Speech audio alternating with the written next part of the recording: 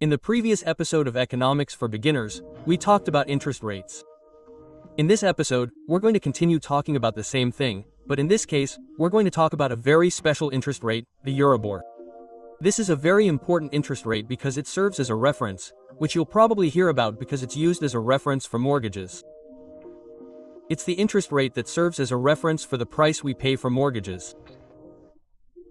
In this regard, it should be noted that the Euribor is fundamentally determined by the official interest rate set by the central bank.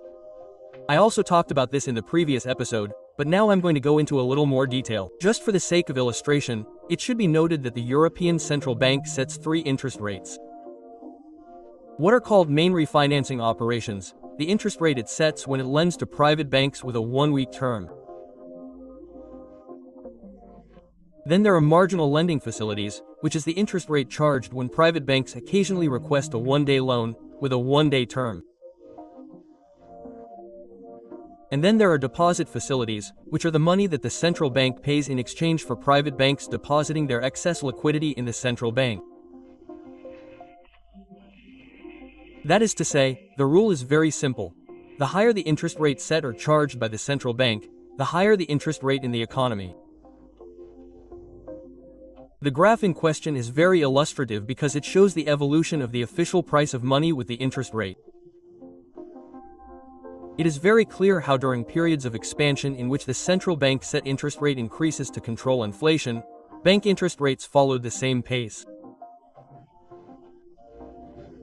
Conversely, when the central bank estimated that interest rates had to fall to revive the economy or because inflation levels were low, when official interest rates fell, the Euribor also fell again, and this relationship was even true in the period from 2016 to 2022, which is a somewhat special period, because as you will recall, there were negative interest rates. That is, it was a period of time in which, when private banks took money to the central bank, it was not that the central bank paid them, on the contrary, private banks had to pay them money.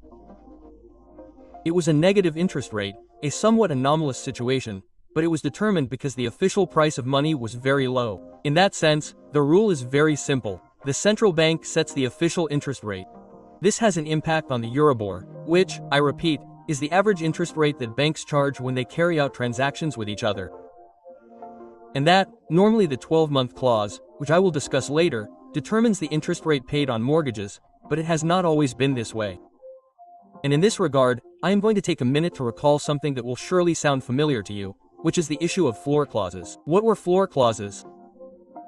Floor clauses were clauses established by private banks that prevented the interest rate from falling below a certain level. In other words, if you have a mortgage with the Euribor plus 1 point and the Euribor was at 0.5, you would have to pay an interest rate of 1.5. But if you had a floor clause in which it stated that the interest rate could not be less than 4%, you would pay 4%.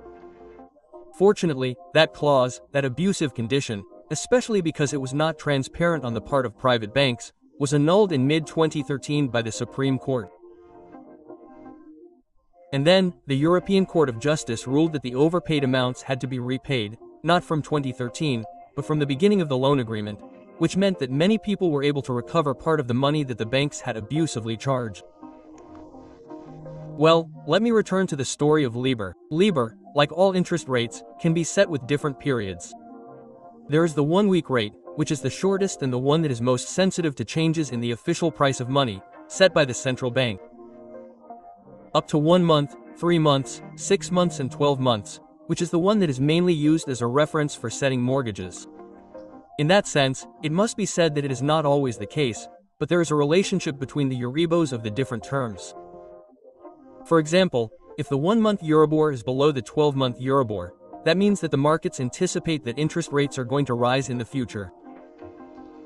Conversely, when the 1-month interest rate is above the 12-month Euribor, it means that the markets anticipate that interest rates will fall.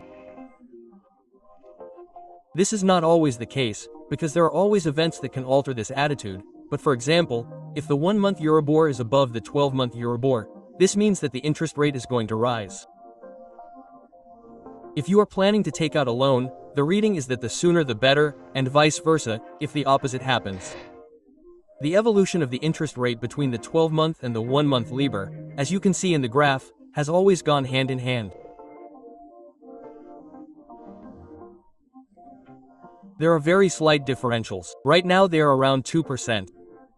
It is impossible to predict what will happen in the short term for both, but what is clear is that what happens with the Euribor and therefore what happens with the official price of money will have a very significant impact on our mortgages. Let me give you an example. Let's suppose that a mortgage loan is requested for an amount of 200,000 euros with a term of 30 years. Assuming that a 3% interest rate is always paid, that means that the monthly payment would be 843 euros, which means that 103,000 euros in interest would be paid cumulatively over the entire 30 years. However, the same loan of 200,000 euros with a term of 30 years with an interest rate slightly higher than 4% would pay 143,000 euros in interest. In other words, the difference of a measly 1% implies paying almost 40,000 euros in interest to the bank. What is the reading? Well, the reading is first that what the central bank determines will affect the Euribor and therefore will affect our pockets, and know that the central bank will normally raise interest rates when inflation is high and lower interest rates when inflation is low. Sure. Secondly, when applying for a mortgage, it is not irrelevant whether the interest rate is fixed or variable. The differential established on the rate is also irrelevant, which will ultimately depend on the negotiation conditions of each of us. We must be careful with floor clauses, so that they are not imposed, so that they do not exist. We must bear in mind that there is a lot of competition between banks, and therefore the first offer that the bank makes us on the loan will probably not be the best we can get. It is like everything else, you can look for other options and compare. And there is a question of knowing where the shots are going, a trick that does not always have to be followed, but it is true. When interest rates are very high, that means that banks probably estimate that they will go down and are going to offer a fixed interest rate. We must look for a variable interest rate if possible. Conversely, when interest rates are low, as banks expect them to rise, they will offer a variable interest rate, and you should try to ensure that there is a fixed interest rate. Everything you can do to secure a good loan is not easy. Yeah,